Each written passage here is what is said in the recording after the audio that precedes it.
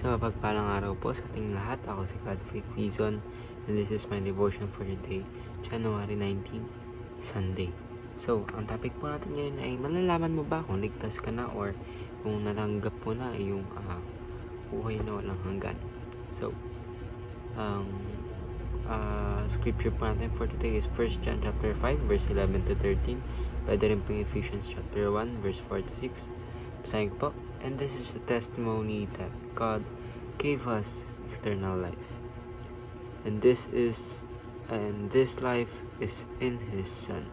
Whoever has the Son has life. Whoever does not have the Son of God doesn't have life.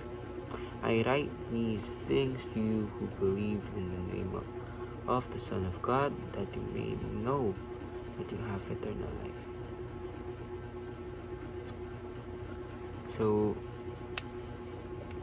paano daw nga ba malalaman na kung ligtas na tayo? So, ibig sabihin po ng verse na binasa ko, yung 1 John chapter 5 verse 1, 11 to 13, malalaman mo na ligtas ka na kung talagang inaccept mo na si Jesus Christ sa iyong buhay. And, of course, minsan tayo rin nagtataka kung talaga bang inaccept natin ang ating Panginoon Hesus Kristo sa ating buhay. Ako na rin dun, minsan papaisip ako na di ko naman nagagawa yung mga gusto kong gawin or yung gusto ng Panginoon na gawin, pero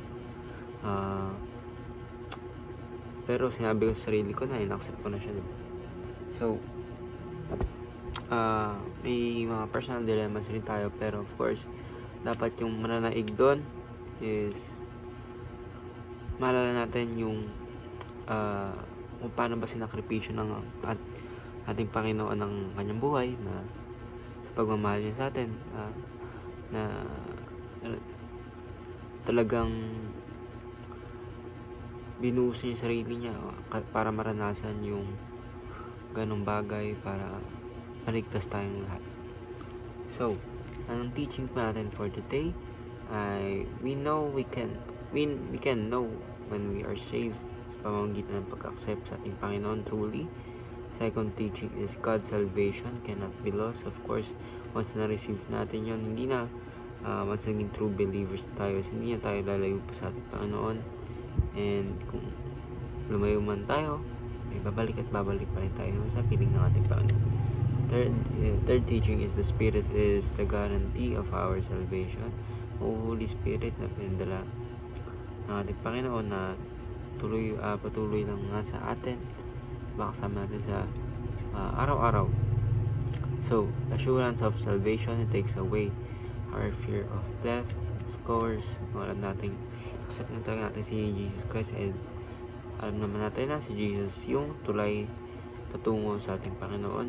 Kung in-accept natin si Jesus, of course, hindi na tayo matatakot sa kamatayan. It fills our heart with gratitude dahil sa pasasalamat natin sa ginawa sa atin ang ating Panginoon, para sa atin pala ginawa na para sa atin ng ating Panginoon, but we must appreciate it to the deepest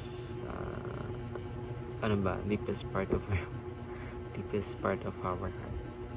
So it inspires us to serve God. Of course, kung ginawa lang ang ating Panginoon, siya lang makakagawa nyon, and of course it must inspire us na gayahin ng ating Panginoon Hesus Kristo. Application is do not be afraid of suffering or death. Kasi, di ba, kung asa atin na yung ating Panginoon, of course, we must not fear death. Kasi alam natin, pag after ng death natin, di ba, after natin mamatay, kapiling natin siya sa langit. Develop a thankful and worshipful heart. Of course, we must appreciate lagi nagawa ng ating Panginoon, kahit lumalot yung loob natin sa Kanya minsan. Kasi tayo may kasalanan naman din. Of course, we must always be grateful sa biyaya sa buhay na binibigay niya.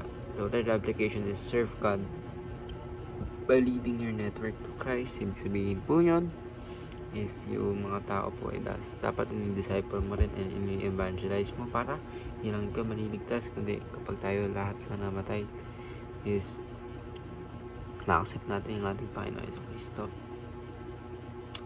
And mas marami pa po tayong makasama sa heaven. So, ayun lang po, ako si Godfrey Quizon. This is my devotion for today, January 19. Sana po ay marami kayong tutunan. Bye.